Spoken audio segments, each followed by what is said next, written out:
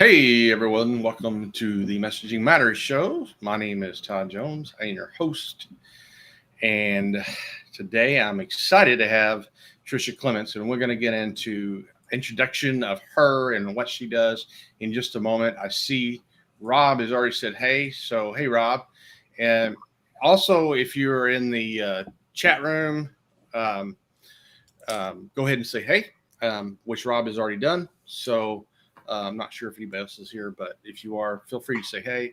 And Rob is coming from Toronto, Canada. So I don't know if you are in the chat room and you want to say like where you're from, that's fine. Um, and we'll get going here with the interview in just a moment. But I want to do a couple of housekeeping. I don't know, housekeeping things, however you might say it. We have actually a couple of these shows left this year, and possibly a third one, but I'll let you know in the future. But in October, November, I actually have them scheduled. For once, I got semi organized, I guess you might say. Anyway, in October, I have Maddie Osman, who's the author of Writing for Humans and Robots, The New Rules of Content Style, and the founder of Blogsmith.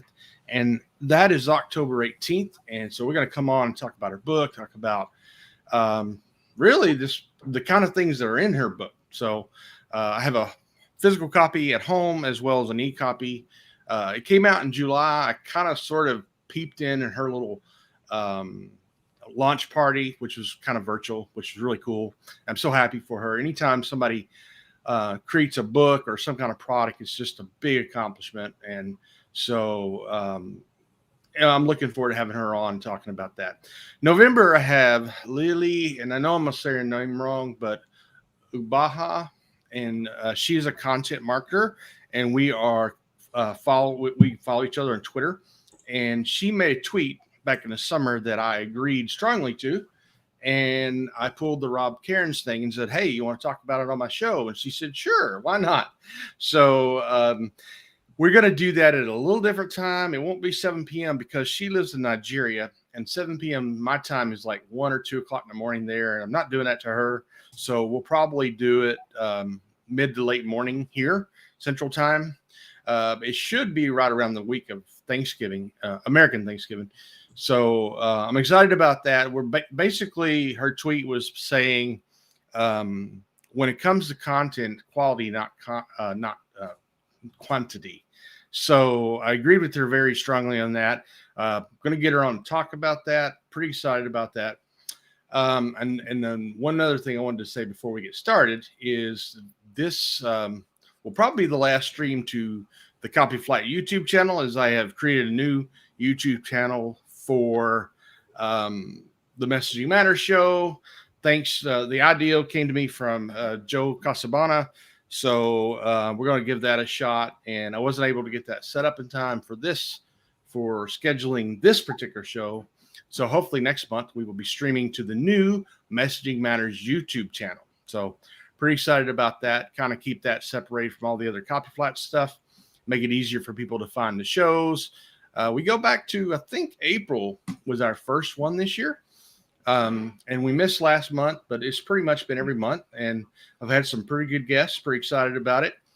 And now with Tricia, it's all about Google Business Profile. Is that the correct way to say it? That's the correct way to say it as of last November, I believe it was. It used to be Google My Business. So if you're wondering if you Google My Business, that's what we're talking about. Google Business Profile is the new name. Yeah. So it was something before that, wasn't it? I think before that there was it Google Places, I believe. Yeah. It's been several things. Yeah. So and that's why it can be confusing. It can be very confusing. And so I had an issue earlier this year trying to help a client, and she's someone who really wants to use her Google Business Profile. I'm thrilled about that. We were dealing with some issues, and I reached out to Tricia because we are friends in some mutual Facebook groups, and I knew that she was an expert in Google Business Profile, Google My Business, whatever they call it now. And so she helped me out with that. And I'm like, well, this would make a great discussion for the Messaging Matters show. You don't really think about it in terms of content marketing and copywriting, but this is the way I think about this. Okay. Anybody in business, especially if you are a brick and mortar business, local business, that kind of thing, but even anybody should probably have a Google business profile. And it's part of that overall message that you have as a business. So I think it's important to discuss the platform, and I have some questions, and and I think maybe some of these questions are the same. So before we get going, though, if you wouldn't mind telling us a little bit about yourself. I know you are in Atlanta right now. Is that correct? I'm in Atlanta. Yes. I just came back here from Florida. So just headed back just in time to get away from the hurricane. And I'm in Atlanta. I've been in Atlanta since '95. So and I started my business. I'm trying to think when. I think it was 2015. I have to have to look back and remember. And I tell you, when I first started, I was doing social media. And one of the things that I noticed I pulled in and started doing for clients was Google at that time, Google My Business. Right. And then I was noticing how I was getting more traction, I felt, with some of those, what I was doing with Google My Business.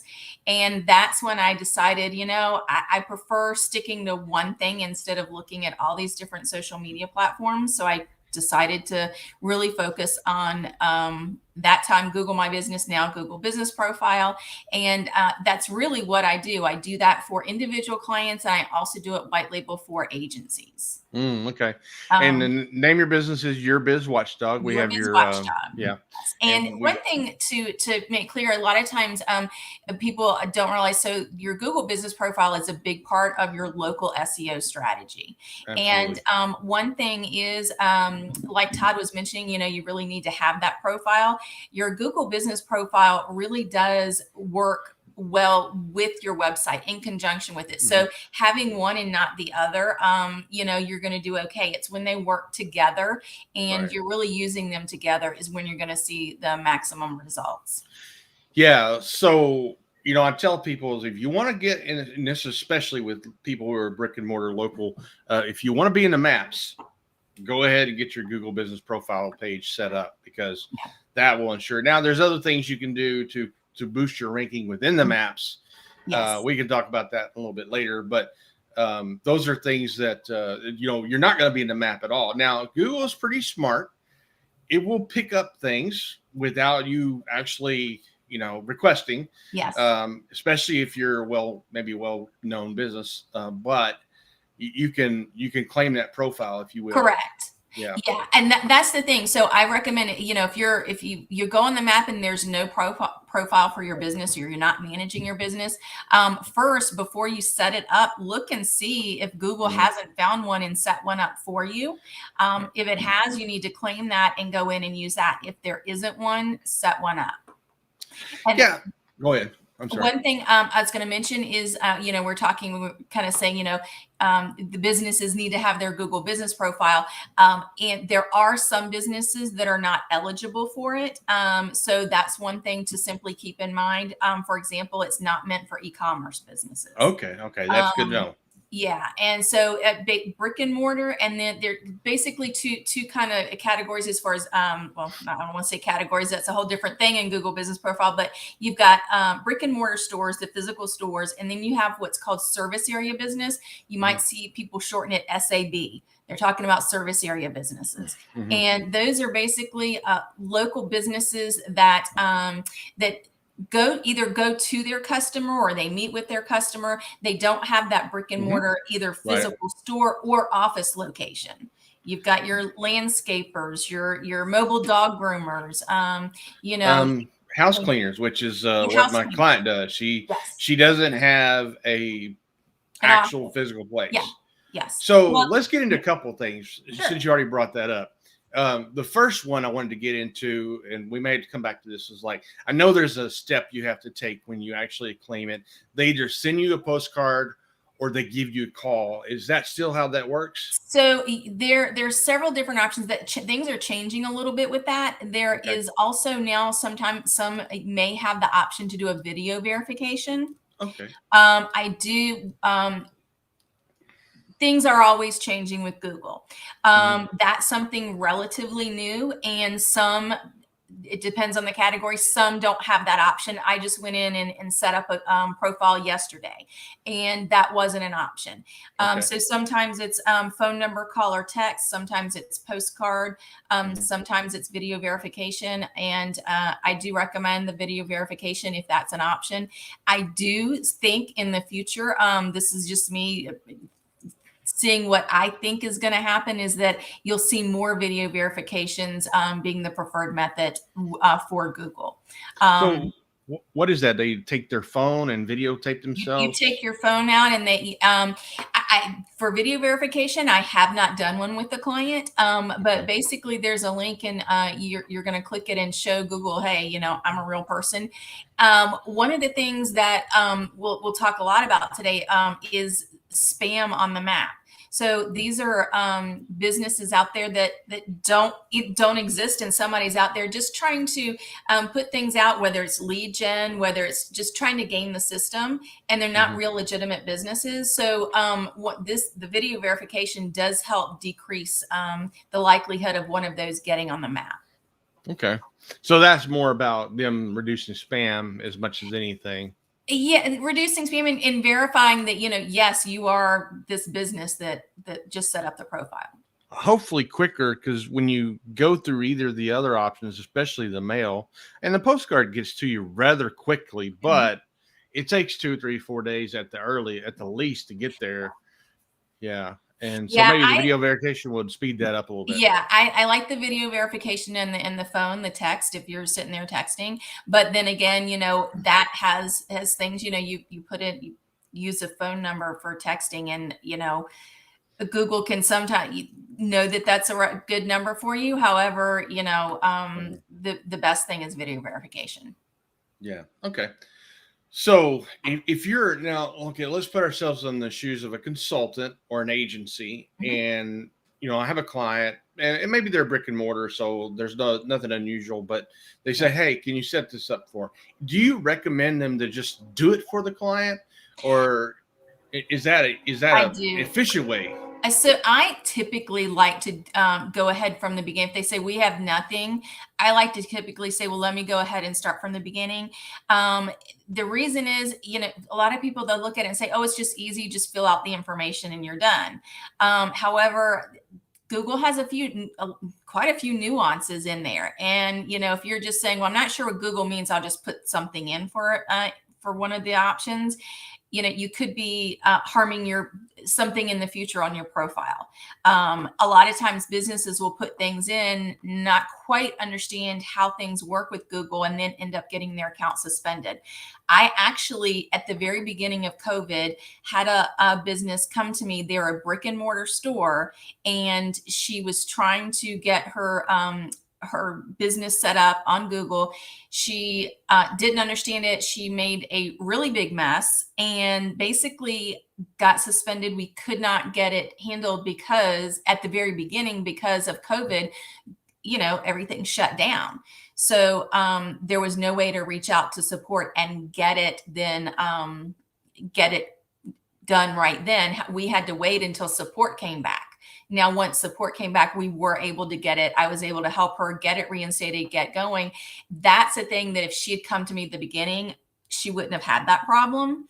That is a little bit, some businesses have that issue and some don't. But a lot of times too, service area businesses tend to have it a little bit more than brick and mortar as far as working on answering all the questions. So do you think it is something that actually could be done by the consultant with input from the business, I guess? Yeah, I personally, if they don't have anything, I prefer to do it myself, to know that the information is in there and correct, and I've done it right the first time. Every time you go into Google, especially the tab that has a name, address, phone number, website, and make changes, you have a risk at getting your account suspended. Right now, for reinstatement, it is taking 3 weeks for Google to get back. That's 3 weeks that your business, it depends. You could, let's say you've got a bad review. You can't reply to that review during that time period when your account's suspended. And that's why I really recommend they have somebody who, an expert that knows what to put in there. Especially the way I do it is when I do my monthly management, my first month is my optimization, audit optimization, all of that. And if they don't have the profile, I would do the setup. So, so that would all be the first month. That's not a question on my list, but like what goes into a monthly management of Google Business Profile? Sure. There's a ton of different things. We've got weekly images, weekly post, keeping up with the new features, the new attributes, and looking at reviews, making sure they're properly responded to, and doing basically kind of a spam extermination on the map, just looking and making sure that a competitor is not ranking ahead of you because they're using spammy tactics that are against the guidelines. All of those different things. They're looking at Q&A. There's a big long list. Okay, that's kind of I'll interesting. tell you, it changes based on what's going on with Google, because I'll tell you that I typically do like to do at least one post a week for my clients. And that's something that has been recommended for a while. And I know some people haven't done those posts weekly. Well, just recently, and I don't know, for some reason, it won't let me add to the chat a link or anything, but I sent you a list of things, Todd's email. But if you don't get it, we'll post it on the Is it an chat. email? An email? I'm sorry? In an email you did? I did, yeah. Okay. And that, so there's a link to a Twitter thing. I just sent it a few minutes ago.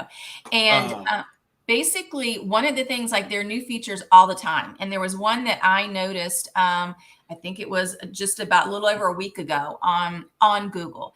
And I was looking, and this is on mobile phone, looking at a Google Business Profile. And at the very top, it had the pictures at the top. Well, then all of a sudden right there highlighted was the most recent post.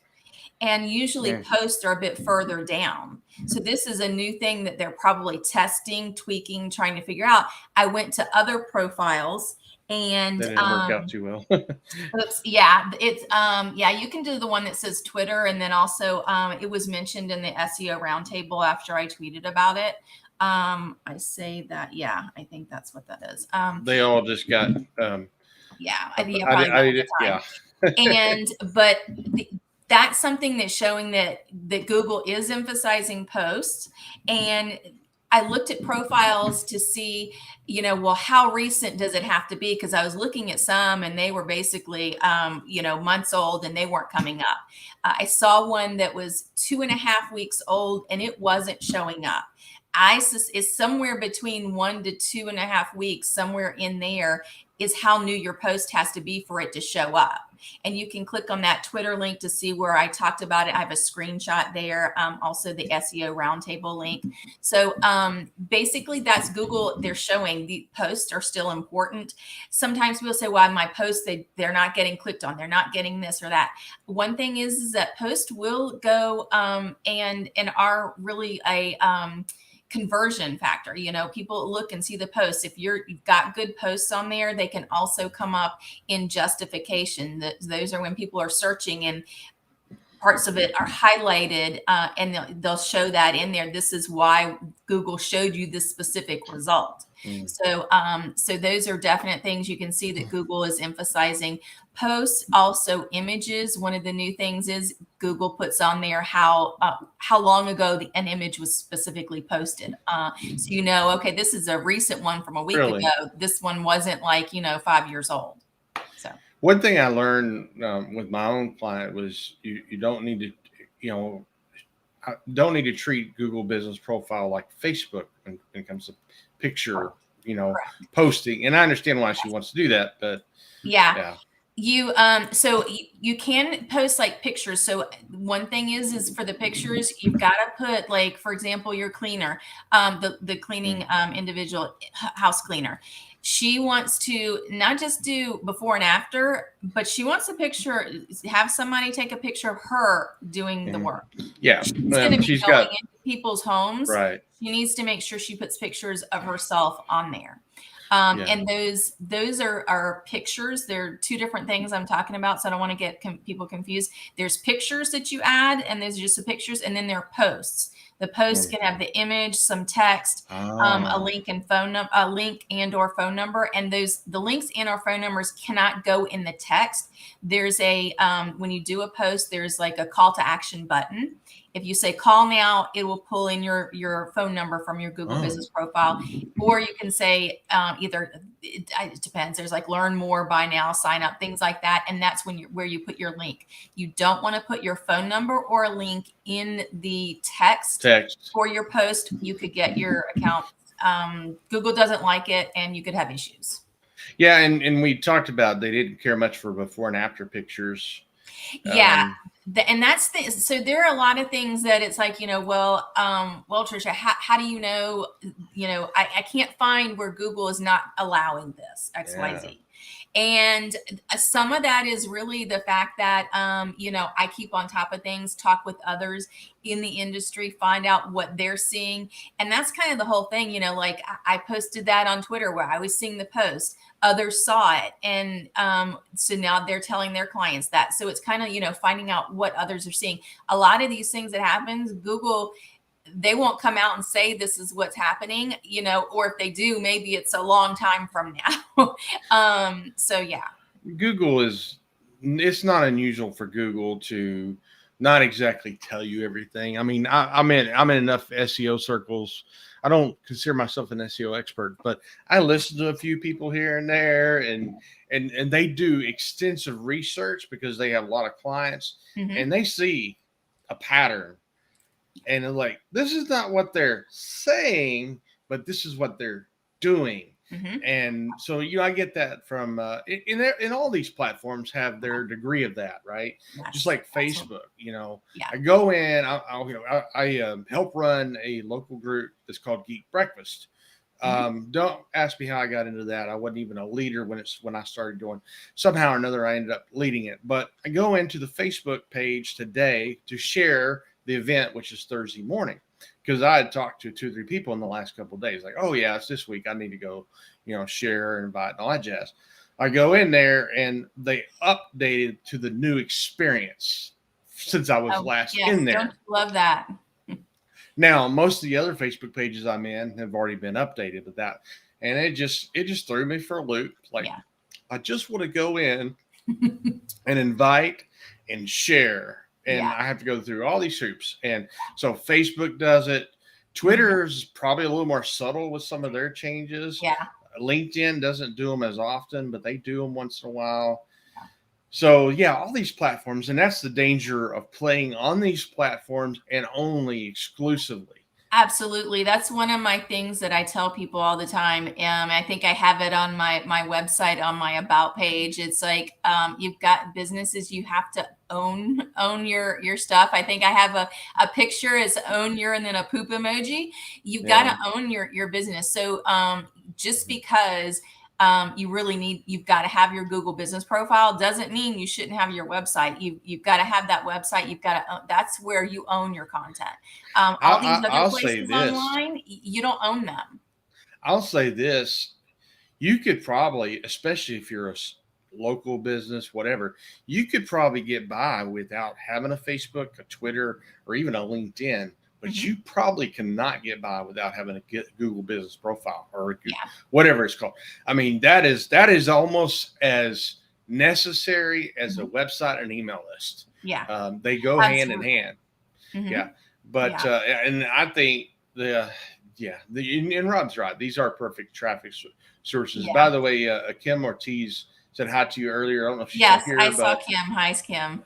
So, at least we have a couple people hanging around. So anyway, so that's it's a very important part of your whole system And I tried to put all those links in one by one. The first time I lumped them together and it didn't turn out too well. So That's okay. One of them I know I saw was the link to the Google guidelines. That's mhm. really important to have that link, and look at the different things if you have questions on it. And I know I've got the link to the Twitter that I talked about that post. My link, and then I've got like some chat with Tricia. That's like for a 15-minute chat with me, and then the Zoom chat. That's basically for agencies who have questions about my white label services. So. Yeah. So, and I think, any agency who's doing, because agencies typically do almost everything, especially smaller agencies. Yeah. For, some of my friends that I hang out with are agency owners. I mean, they're not like big agencies, but they're like a 1 or 2 man Mm-hmm. shop deal. Yeah. But they do all this stuff for their clients. And I Mm-hmm. mean, one of my friends I know does setups for Google business profile. I don't know if he manages, but he does do setups. So Yeah.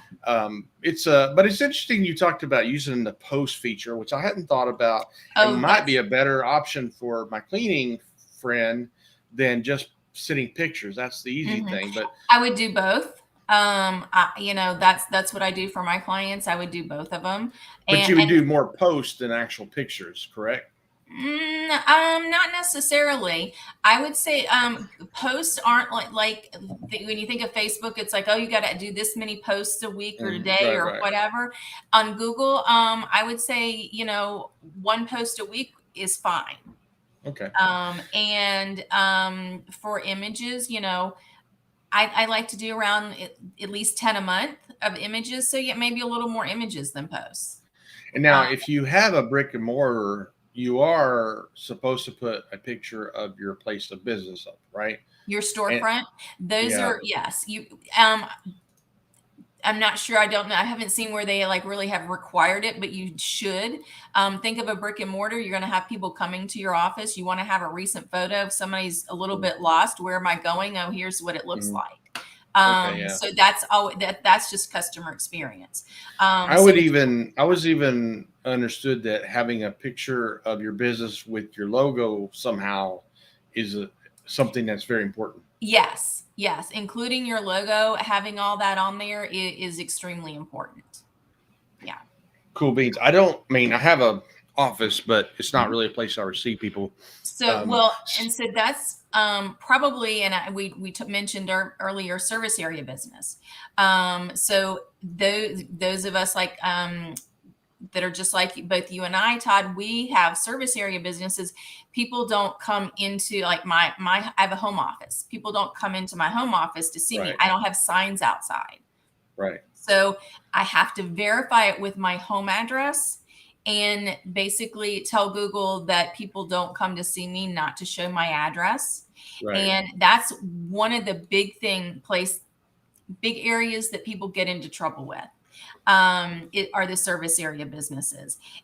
They'll think that they have to have the pin on the map. And so they'll go set it up at a UPS store, at a Uh-huh. Regents thing.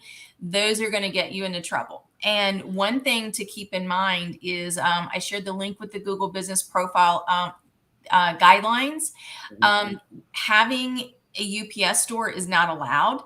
Will you find people at UPS stores? Yes, you will. But that's not allowed. And just because they have it now doesn't mean that they're not going to get suspended in the future, keeping with that. Yeah, I Um, think Google goes back and finds stuff later, or they and catch something later that they haven't been Yes. catching. Well, and Google, that's one thing, like your address that you verify your business with, that's the address that they put as the center of your location. Service area, So yeah. one of the things on as far as SEO getting found there for in the search is proximity to your location. So if you're trying to get business from clear across town, that's one of the things Google focuses on where you are, where you verified your business. Yeah, Um, so what if you're a remote business like you and I, but I'm sure not everybody you do business with is in the southeast part of the states or in correct. Atlanta. Yeah. I mean, like I'm working with a client right now in Toronto. I have another one who lives in Florida. I mean, Sure. you know, So basically, we are allowed. There are a couple of things that you look at that make us allowed. Is that number one, there is something in there, a category that we fall under.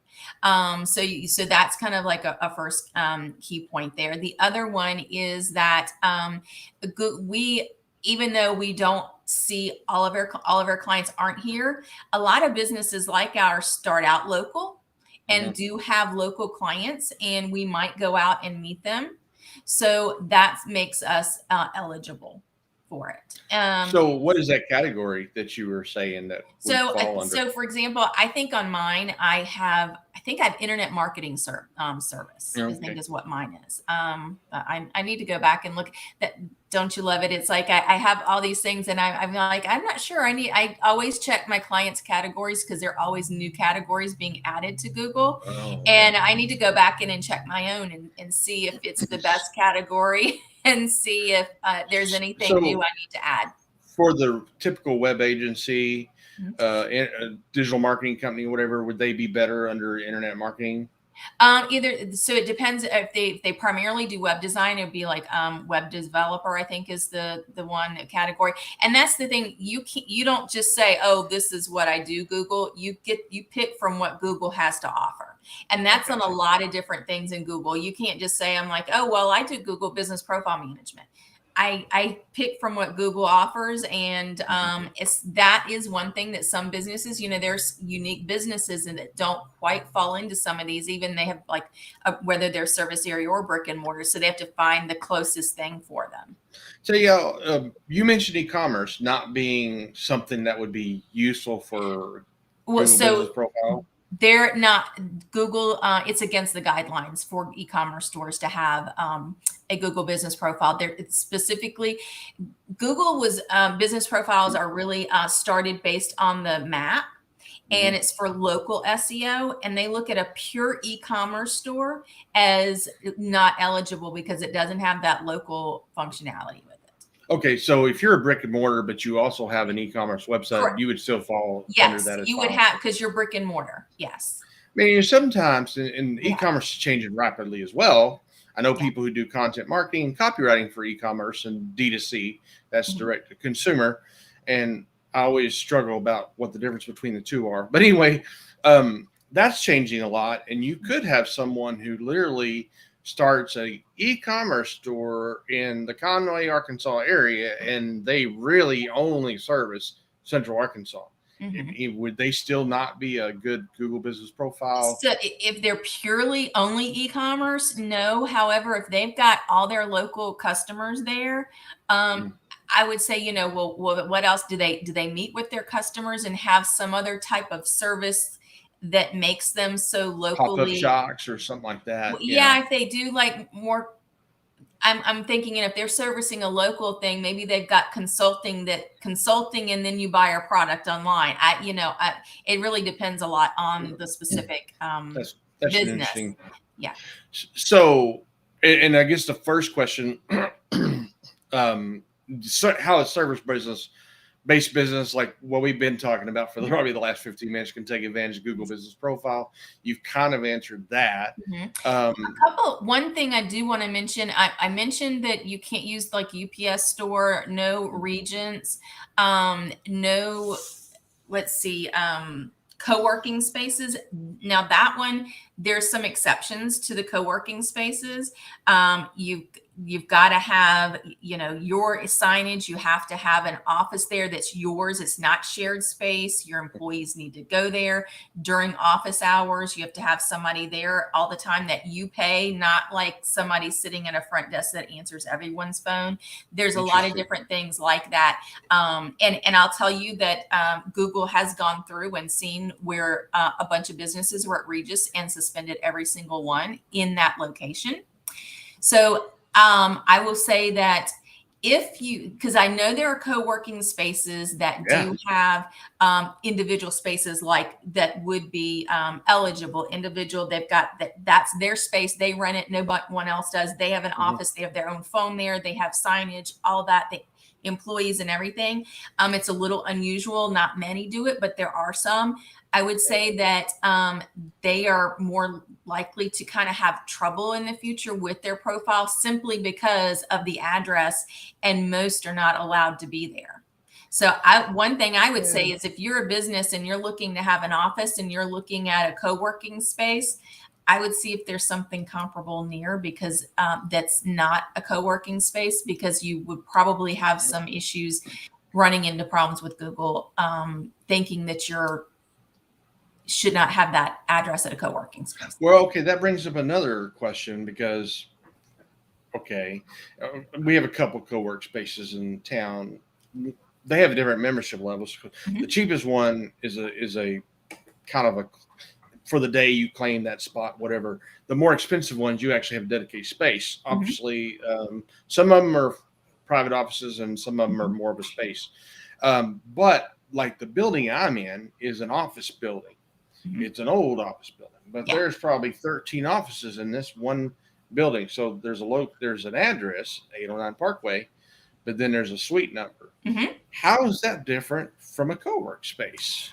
So the co-working space, a lot of the co-working spaces, like you said, is like you won't have your individual space. People go in and out of that, like they've got desks and people will rent the desk for an hour or a day or something like that. And the other thing is that it needs to have your permanent signage.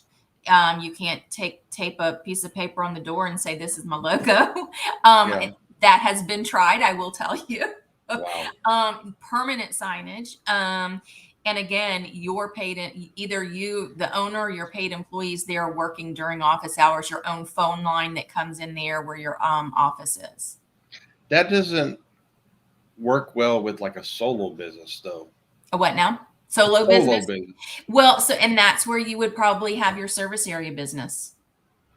Yeah.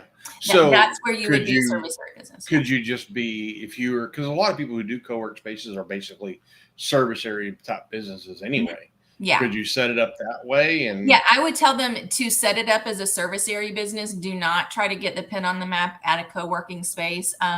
You want to be a service area business and not show your address on the map. And you don't want to verify it at that co-working space, because even though the public can't see that address, Google knows where you verified, and that could get you in trouble. So if you were going to verify and you don't verify at the co-work space, how would you verify? Your address, your home address. Okay. So they send it to you there. Yeah. But as a service area business, you can do that. Yes. Okay. Yes, because you're telling Google, I don't see customers at my house, hide my address. Okay. That's a specific option. So, okay. Wow, you plowed through most of the questions I had about that particular issue. Mention one thing that comes up: virtual offices, basically, and I think that's kind of what we were talking about, where they rent an address, and this is what Google terms that I'm reading. This is specifically what I pulled off earlier to make sure I said exactly what Google says. Virtual offices aren't allowed. Virtual offices where you rent the address, but you don't operate out of the location. That's considered a virtual office, and you cannot use that for. Would be the same with the UPS store or something like that. Yeah, similar. But sometimes I will tell you, like the co-working spaces, and several years ago I went in, I know I saw a Facebook ad for a co-working space that I knew the co-working space, I knew what it was. And it said, sign up for a mailbox here and you can use us for your Google business profile. I knew the people running it. I sent them an email. I was like, please first stop that ad. You're gonna get your clients in trouble with Google, and then your clients are gonna be happy with you. So yeah. Did they listen to you? I'm sorry? Did they listen to you? Yes. It was like, oh, we didn't know that. I'm like, and that's the thing, people do that. They just said, oh, we need to put on the map. This is how we can do it. And they're not aware of, that's not how you do it. So the pin on the map is really for a brick and mortar business. Yeah. Brick and mortar business, office, anything like that, where you have a physical location, customers come to you, you have your employees there during office hours, you've got your permanent signage. So now let me ask you this. I'm a service area business, I guess, and actually kind of operate two things out of here, but do I need to have a permanent signage in here? Or is that not a big deal? Not your permanent. So if you're not showing your address, is that correct? Honestly, I don't know. I mean, I will be making an audit of my Google So business after we get profile. done, Todd is going to go check his Google business profile. Exactly. Yeah. And Both of them. you definitely, if that's a place you don't have permanent signage, if you don't have like specific hours that you're there and that you're there during those hours, I would say remove your address. Yeah. Okay. Show it I as will. not, I will yeah. definitely be doing an audit of. I think I've got two of them because one is a local media company Mhm. because I do a hyper local media site, and that can probably be a service area as well. Mhm. I Yeah. mean, I have. Yeah, it probably both of them probably should be service area One businesses. thing that I will tell you is, I'm not quite familiar with your office setup. Is that office solely yours that you rent, or do other Oh people yeah. rent? It's No, no, solely. it's. I mean, it's a building, but this is my Yeah, private no, office. your spot. Yeah, that's what I Yeah. mean. That's one of the things Google does when you have your address that you're using to verify. It needs to be an address that you basically control, whether you own or rent it. So that Yeah. Now, space I there, think and when I was across the hall when I did it before, so I really need to check all that because I've moved across the hall since then. mhm. Um, You need to control that address, and then it also needs to be the address that you're showing on other different things, like let's say the Secretary of State, um, all of that. okay, very good. This is helpful for And sure. these, Not yeah, and so that this is one of the things too when we say, well, setting up a Google business profile is easy. Well, you just saw that we're just talking about the address, and we've talked for yeah, 10 minutes or so on just the yeah, address that you put in. yeah, yeah. And Okay. and that's something that could get your account suspended. And right now, Google is 3 weeks behind on processing those reinstatements. Mm, So you don't want to get it suspended. And if you get it suspended, you want to have your paperwork and your ducks in a row to be able to get it reinstated quickly. gotcha. And quickly is waiting 3 weeks for Google to get back to you, but you want to have that the good I have response. always said that if you have an issue, um, at least Google will get back to you. Some of the others, you're out of Yeah, luck. that is true. Google will get back to you. One of the things that I work with on clients are reinstatements, is with my Google Business Profile Fix It services. And Google will get back to you. You'll get an automated response and then saying that they're going to get back to you. And however, if you don't provide them with the information that they need, and they will not tell you what it is they need, you are not going to get reinstated. It's a trap. But I've had success because of how I focus. Google business profile, is what I focus on. And I've done so many Mm, reinstatements. I know what Google wants.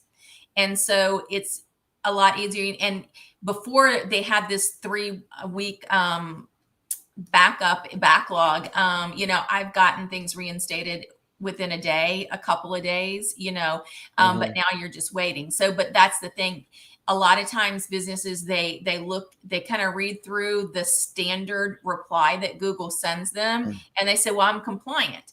And then I start talking to them and asking them questions, and I'm like, no, I No, know Google needs more information, and I know why you got suspended. And no. we need to get them more information. And what you requested to get reinstated is not sufficient for Google. And businesses get frustrated because they say, well, I don't see this anywhere in the documentation. Well, Yeah. Google doesn't put all that in the documentation. And part of the reason is because just like everything else, you've got bad actors out there. And if they tell you specifically everything they want, then the spammers out there will know, and then they can go in and they'll figure everything out, and they'll find ways around it.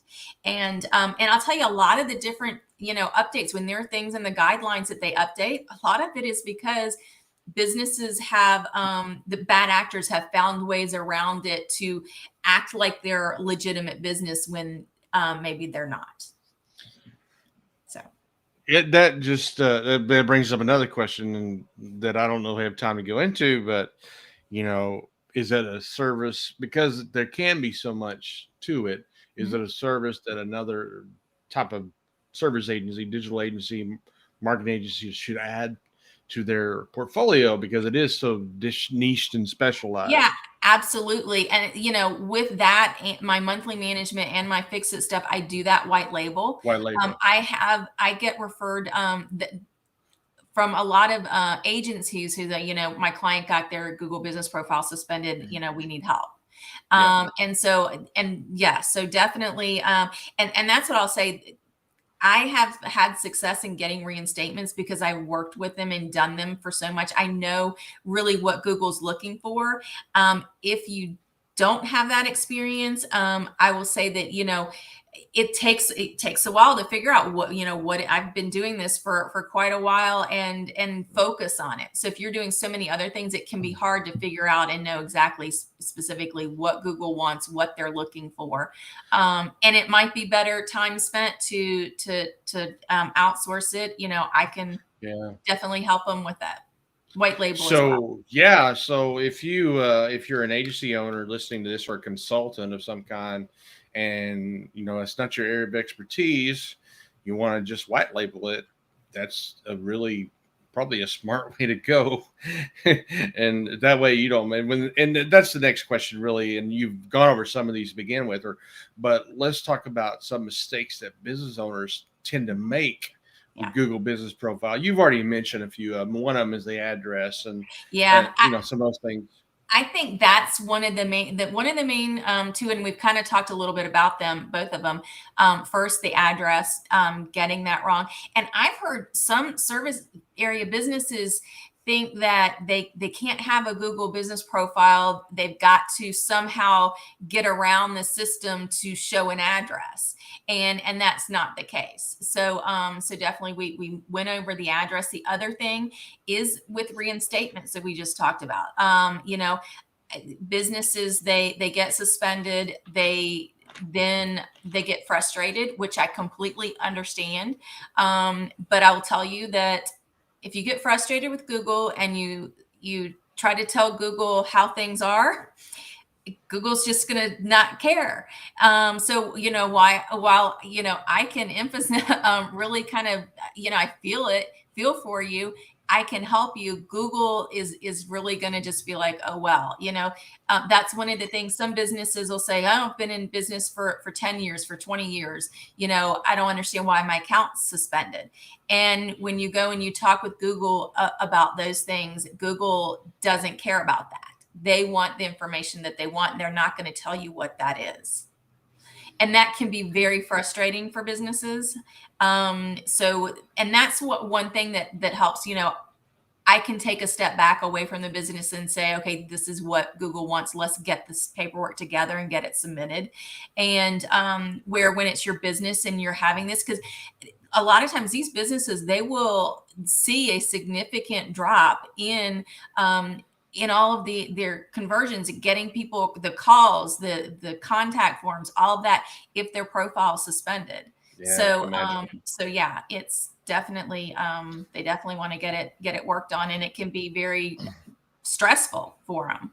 So Yeah, and it sounds like one mistake is not turning to a trusted expert to help sort through all that, and just trying to shake your fist at Google, and mhm. just like we like to do with Facebook and Yeah, other places, and frankly, they just shrug their whatever. yeah.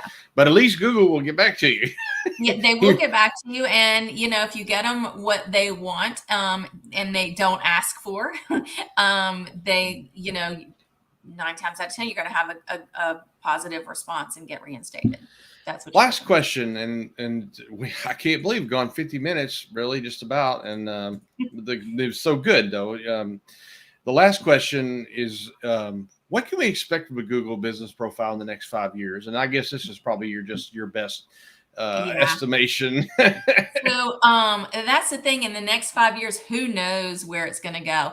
Right. But in the last 2.5 years since COVID, there have been so many changes, and basically, there's so many added features. We're going to continue to see new features, added features on there. Some of the things, for example, describing the business owner, you've got things in there that you can select, and one of them identifies as veteran owned.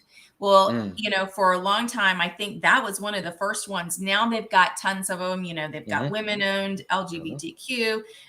They recently added identifies as Asian owned. Those are things that just because I go in there all the time, I notice them and I'm like, oh, this is something new. Let me contact my client. And let's get this added if it applies. All the different features, different categories, those are just things that we're just going to see more and more of. One thing I do think recently with the different things we've seen with posts and images, I think Google's doing a lot more with them. And that's been happening over the last couple of years, just different. Google likes photos and can read what's in the photo. And so you definitely need to be posting those photos. That's one of the things I try to emphasize, because it's hard to really get those images out of the businesses. And when you post photos on your profile, Google does not allow stock photos on adding photos to your profile. So definitely don't do that. There are other things that Google doesn't want them to be blurry and out of focus. Right. So yeah. If you're a service area business, or like a consultant, obviously if you're a cleaning, someone who's doing cleaning, you can take a picture of your employee or yourself doing, that in a home. That's fine. But like your typical consultant, what kind of photos would you be putting in there? And this is, I'm going back to another one. I've got a list of things I do for my clients, and I keep in my mind saying, I need to do this for myself. So one of the things I do for that I have on my to-do list for myself is all these pictures. I went to WordCamp US a couple weeks ago. Right. I've been to lots of different conferences. I spoke at lots of different conferences. I've got pictures of myself. I was speaking with other people in the industry. I need to put that up on my Google business profile.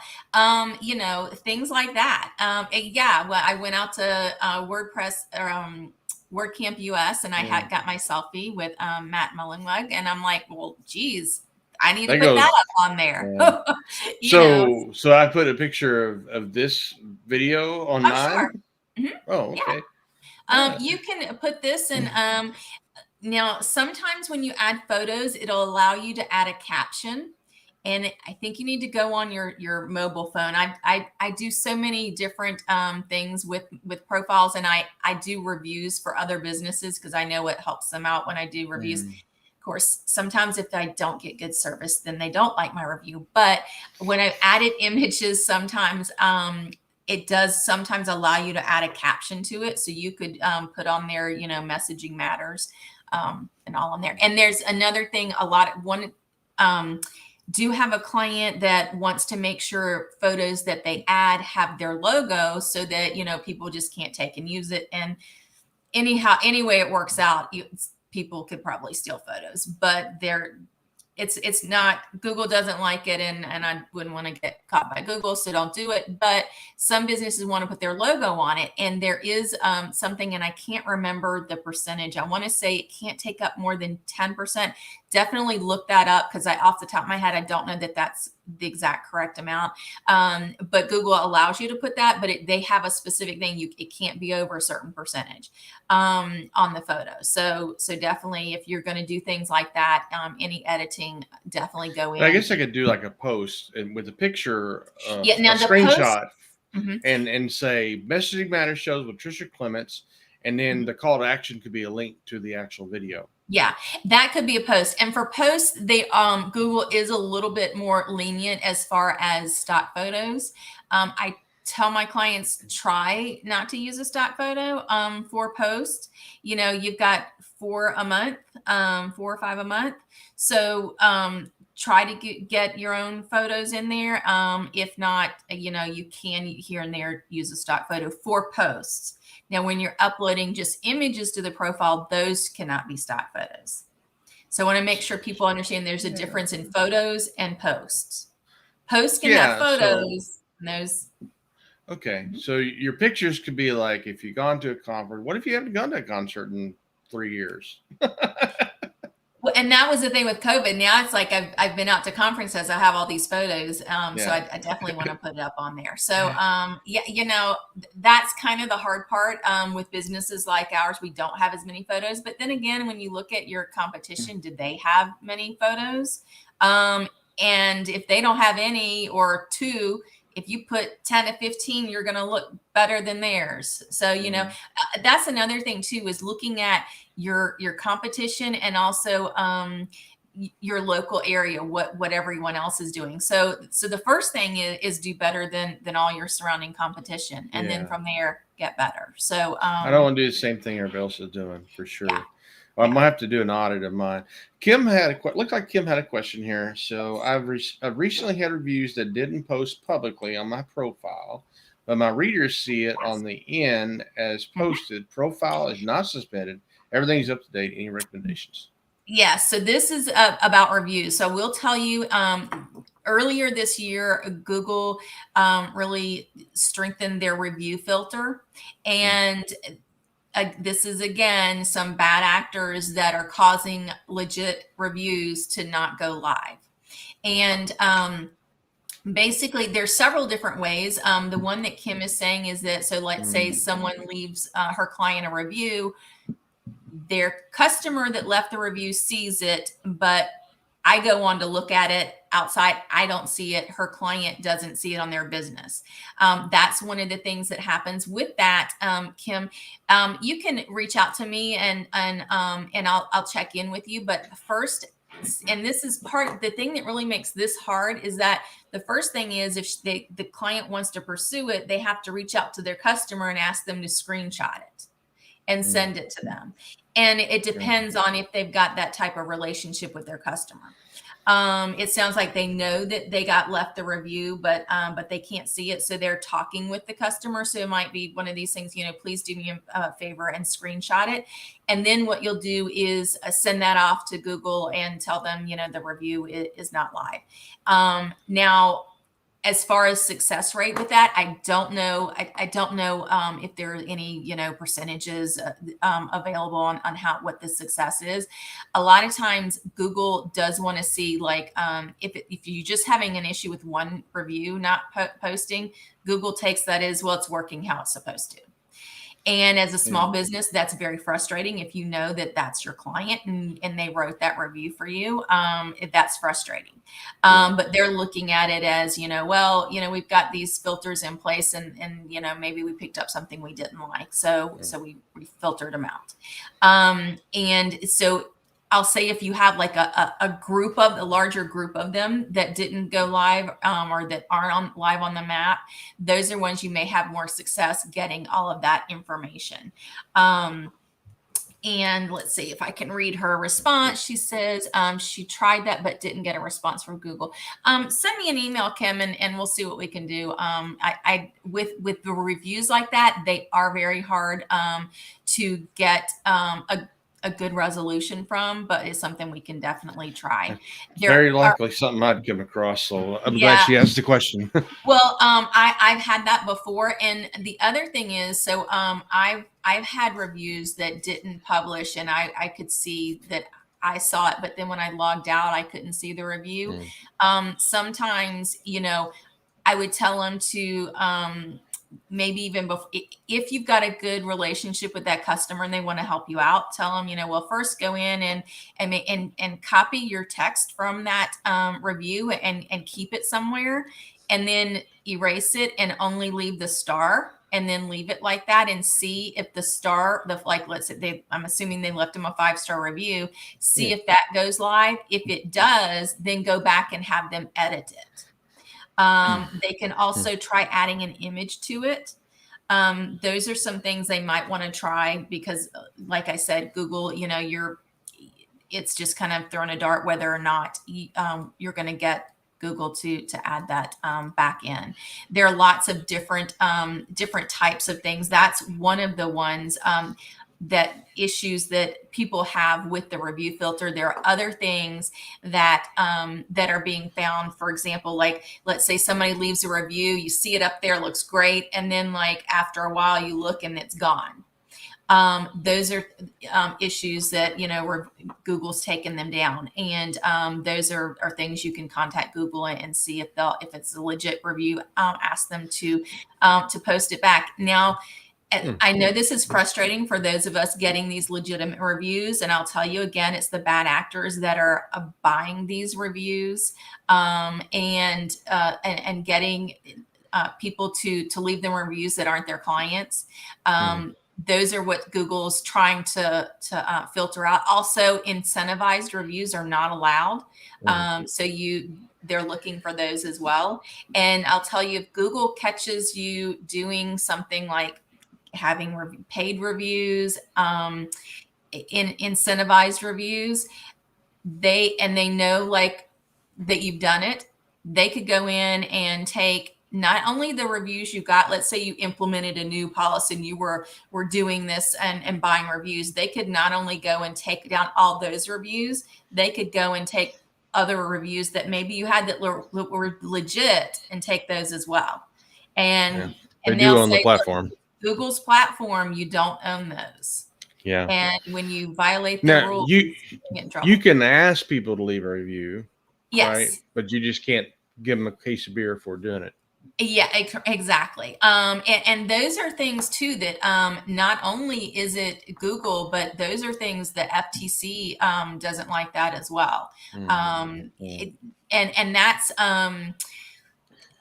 I want to say I can't remember the name of it, but basically wanting to have what is it, the fair something in advertising, and yeah, and so if anyone pays for a testimonial or something, the FTC wants you to reflect and show that this was a paid testimonial. Yeah, if you'll watch a TV commercial or something like that, and there's a review, and they'll either say, sometimes they'll say they were paid, and sometimes they'll say they were not paid. Yeah. So yes, and those are to comply with the FTC. And the thing is that Google does not allow any type of paid or incentivized reviews. So you can't say, oh, I'll give you this. You can just note on the review that you received whatever it was. You can't do that. You're going to get in trouble with Google. The FTC says, if you do a paid review, that you have to show it. So you can't do that on Google. So. Okay. Yeah. Yeah. We could probably spend 2 hours on all this. It's, yes. Incredible. I could spend days talking about this and still probably wouldn't get through everything. But yeah. Well, I got way more than I expected, but that's very good. I mean, I think I think we had people to hang around for most of the hour, which tells you that the conversation was worth listening to. And I knew you're the right person to do this with. Good. So thank you. But it's an overall part of your message is, not just, we talk about having a website and having an email market, email list and all this other stuff, but just your overall messaging, Google Business Profile is an important part of that. So yes. Thanks for coming on. Before I let you go, before we shut this down, tell people where they can find you. I know we have links in the chat, Sure. and I'll put them in the show notes as well. But Sure. yourwatchdog.com is one of them. So yourbizwatchdog.com. That's my primary that's my website where you can go and you can go to my contact page if you're looking for to chat with me if you've got questions. Also, if you are an agency and you're looking for information on my white label, you can sign up for a chat there. That is zoomchatwithtricia.com. And you can go there or just send me a message and we'll set something up. If you don't get that, just go to my contact page on yourbizwatchdog.com and get in touch. Yeah. And if you're anytime you're an agency and you have the opportunity to add another service that you don't have, that you can white label out to. I mean, we have a lot of people, I work with a lot of people who do web maintenance, and actually we do a survey every year through NWP or we started it last year, and I asked like some of the things. And so some of the agency people will do SEO, email marketing setup, those kinds of things. This is something that they could add and just white label it to you, and they don't have to actually. It's Absolutely. It adds that recurring revenue. And also, once you've built the website, you're doing the maintenance. The next step is to then get that website out there and in front of people through SEO. And this is local SEO working with their clients. So I guess you could line item it local SEO. Yes. Yeah. Very good. Thanks for coming on, Trish. Sure. Thank you, Todd. Thanks so much for having me. All right, guys. Be sure to go yourbizwatchdog.com and check out our website. If you're interested in white label, the URL is zoomchatwithtricia.com. If you are somebody who's running an agency or a consultant and would like to add that to your portfolio and you want to let Tricia handle it, that is the way to go. The train is coming. I don't know if you guys can hear that. I heard it. So, yeah, it gets kind of loud. We went at the first part of the show, and I thought I muted myself, and then here it is again. So, anyway, thanks for watching the Messaging Matters shows. We be sure to come back next month. I think it's October 18th. We got Maddie Osmond on there, and I'm looking forward to that. Thanks so much.